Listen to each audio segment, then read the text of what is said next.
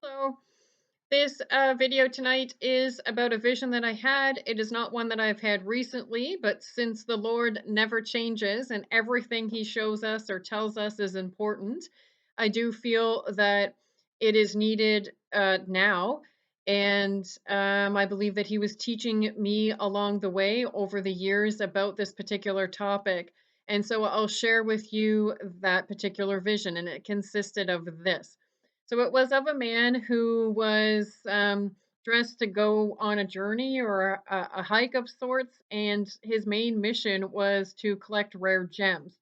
And in talking with colleagues who were doing just the same, they had mentioned this particular area, which was a desert, and they had told him that there were gems to be found there and so he decided that he would journey to this particular area and, start a search, hoping to find a rare gem. And that is where the vision started. Now, he had a canteen with him, a small backpack. He had on hiking boots, clothes in case it rained, but he had very little. And so, as the vision moved forward, he traveled through the desert looking and searching for gems. Now, a lot of his looking consisted of just using his eyes. There wasn't a time that he bent down to dig in the sand or, move forward. There was a lot of just him looking around, hoping that he'd see something on the surface. And as he traveled through, it was hot and there was no one with him. He decided that this was a journey that he wanted to do on his own. And then all of a sudden in the vision, the landscape changed and it became more rolling. And he was walking through really tall grass. It was a pale yellow. And he was at the top or at the cusp of a rolling hill. And he could see quite a bit standing from that position. And he could see a huge valley. It was filled with water and jagged rocks. And so he just decided to continue on and walked through the rolling hills. And this vision, my understanding, was about a couple of days had passed during his journey. And eventually he got to this enormous valley wherein he could not pass unless he used a bridge that he could see. And the bridge was rickety. It was made of rope. It was old rope and wood, I believe, if I remember correctly. And he knew in order to get to the other side to continue on his journey, he had to use the bridge. And for the duration of the vision, so for a couple of days, there had been no other person, no other wildlife, just the landscape that we saw. I could hear him walking through the grass, the swishing and the crunching under the drier pieces. And eventually he made his way to the edge of the bridge and he decided, with hesitation, but he decided nonetheless that he was going to pass over because he needed to find gems so that he could tell these people that he was talking to weeks earlier that he had found something that was precious and of value. So he's crossing the bridge and all of a sudden it catches on fire. And as I'm watching, I'm very surprised because there weren't any other people around. And I'm wondering why this bridge is on fire. It wasn't, super hot. It wasn't in the desert. It was kind of dreary actually that particular day. And he stopped in the middle of the burning bridge out of fear and he kneels down. He kind of huddles, his hands are over his head and I'm starting to panic as I'm watching, and I'm saying to this man, of course he can't hear me. You got to get up. You have to keep moving, even if you crawl. But you've got to make it to the other side. You can't stay there in fear. And it persists that the bridge is on fire, and he's kneeling, and after me panicking, I hear the man pray to God and ask him to save him. And immediately after the prayer is finished, a man shows up on the bridge, puts his arm, around him, helps him to the other side, and then vanishes and disappears once the man reaches the other side to safety. And the man who was rescued, the man in the vision, he throws himself on the ground and takes a drink out of his canteen, and he's relieved, also stressed, wondering the same thing I was. How on earth did the bridge catch on fire when nobody was around? And he, thinks to himself, why is it that I decided to do this? I'm going alone. Nobody is going with me. All of this for what? So his perspective has changed since the beginning. He initially wants to find rare pieces of rock and gems so that he can share what he has found, and then he realizes um, that there must be more to the journey. Otherwise, he would have found something already, or there wouldn't be this peril that had happened to him. And he also had only brought a little bit of food, and he had eaten it up over the past couple of days because he did not know that his journey was going to be so long. He had not planned for it to be a couple of days. It was just like a day thing. And then he would return the next morning and go searching again. But since the vision changed from landscape to landscape, he realized he was going from place to place. And so he hadn't saved any food because he didn't realize the journey was so long. So his hunger now was what's driving him forward, not the idea of finding something rare and something special to share. So he continues through the rolling hills, and he's walking for a number of hours, and he starts to notice something in the distance. And as he moves forward, he notices that it's a village. And so he decides that he needs to get to the village where there would be food. And so he continues. And once he arrives closer to the village, he realizes that it's surrounded with a fence, and it's a wrought iron black fence of sorts. It's really tall, and it has double gates for the entrance and the exit. People come and go in the same spot, and he sits on the side of a rolling hill before approaching the village, watching for a couple of hours to see who it was who was leaving, who it was who was coming, and imagining why and what they were up to in their comings and goings.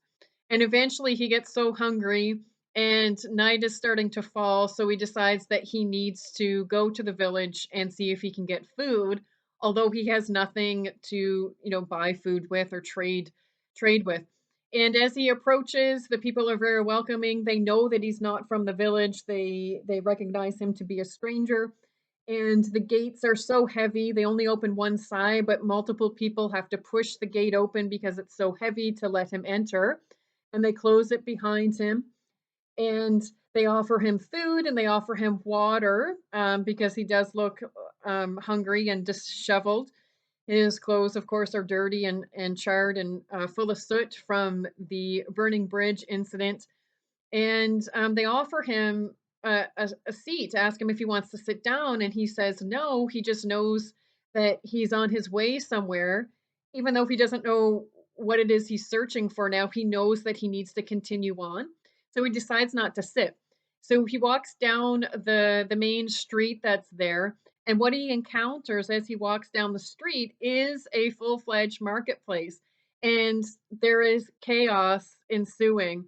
There are children running all over the place, playing tag or chasing each other because someone had taken something from another. Whatever it is that children do when their parents are busy doing business. And there were people yelling across the street to other vendors saying, "Come buy from me, see what I have." There were people shopping for material to make clothes. And what I understood from what was happening in the vision was that this marketplace was a marketplace of necessity. It was people buying, trading, and selling things to simply live. People sold their baked goods, bread. People were getting the hooves, the horseshoes made for the hooves of their horses, things like that. And yet the man continued on.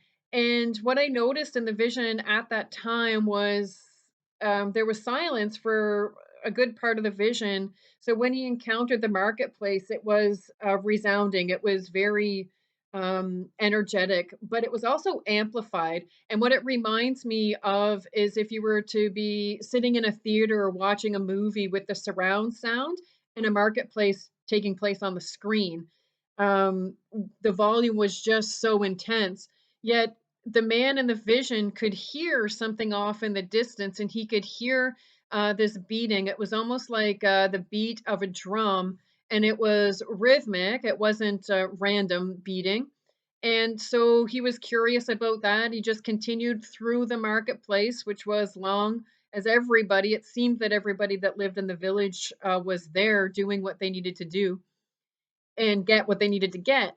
So as he nears the end of the marketplace, the beating becomes louder and he knows that it's off to a distance, but he doesn't know which direction to go. So he just follows the path that's in front of him, which actually leads up the side of a hill. And this particular hill, um, the marketplace was at the bottom, but this hill was the largest of all that I had seen in the vision and all that he had encountered while he was in the rolling hill landscape.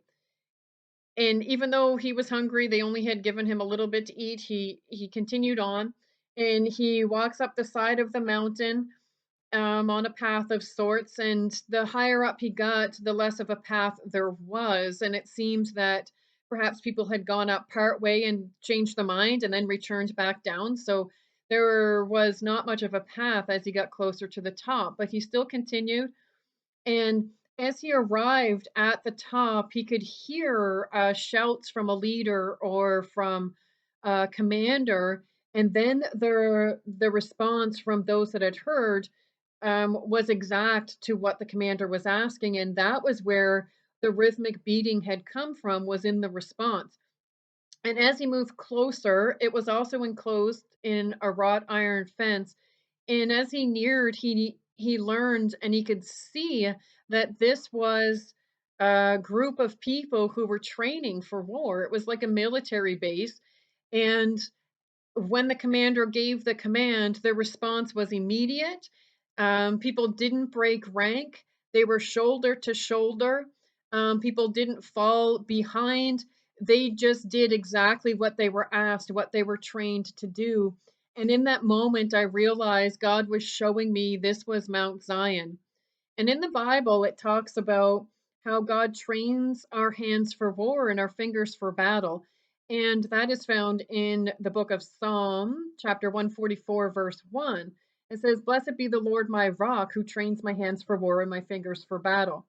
And although there are lots of components to this particular vision, some of which I wrote about in my first book, some of which I'm writing about in a third book, um, the thing that was brought to my attention of the utmost importance was both at the bottom of the mount and at the top of the mount, people were using their hands and their fingers. At the bottom in the marketplace, people were using their hands to create things that they needed in order to survive. So, for example, if somebody was baking bread for the week and then bringing it to the market, they were using their hands and fingers to create that. And if somebody was fixing horseshoes or doing that sort of thing, it was done with their hands and with their fingers. They would have to be able to hold the tools and the implements in order to do their job, in order to trade, buy, or sell. And on the opposite end, at the top of the mount, people were also using their hands and their fingers to train for war. And I believe this is vital and important for Christians to understand, especially in the age that we're in, is that we cannot be caught in the marketplace. We can't be sitting in the marketplace asking for people to relate to us, to cheer us on, to buy from us the things that we have created with our own hands, because God is asking us to come up higher. He's asking us to go to the top of the mountain where He indeed is the trainer, where He is the commander and chief of the army that He is building. And I just want to encourage you that God will teach you and He will help you learn how to make weapons of warfare. And He will teach you how to use your hands and your fingers so that we can be prepared for the onslaught of the enemy that is coming and that is present in this current age. So, yeah, I just wanted to share that with you and hope that you're encouraged. And if you have any questions, be sure to ask.